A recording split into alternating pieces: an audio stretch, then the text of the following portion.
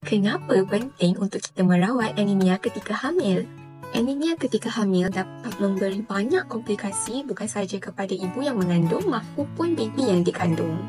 Antaranya, anemia dapat menyebabkan ibu yang hamil untuk berisiko tinggi mendapat jangkitan kuman. Kebanyakan kes anemia ketika hamil adalah disebabkan kekurangan zat besi. Zat besi penting untuk meningkatkan dan mengekalkan imun sistem dalam badan untuk menghalang diri daripada berbagai jenis jangkitan.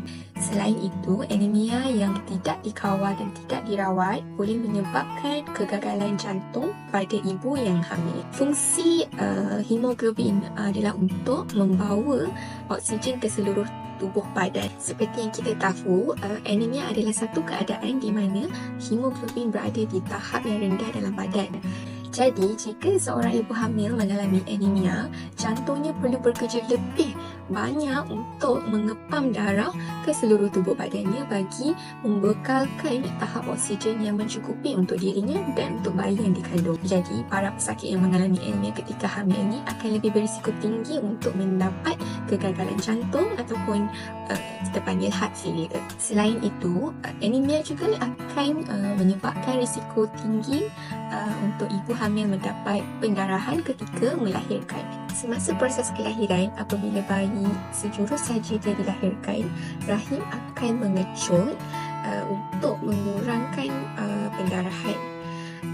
Tetapi dalam kes di mana ibu hamil yang mengalami anemia, hemoglobin yang rendah tidak dapat menghantar oksigen yang mencukupi kepada rahim dan seterusnya akan menjejaskan fungsi rahim untuk mengecut ketika proses kelahiran.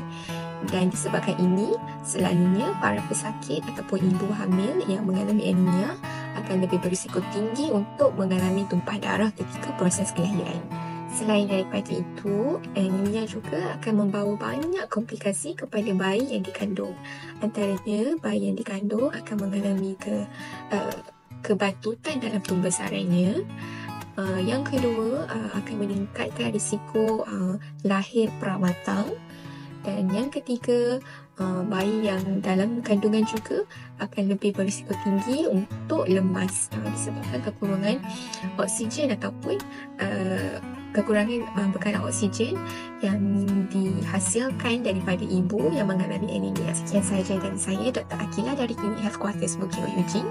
Jika anda mahu lebih banyak lagi tips kesihatan wanita dan ibu hamil, jangan lupa like, follow dan share IG TikTok Klinik Health Quarters.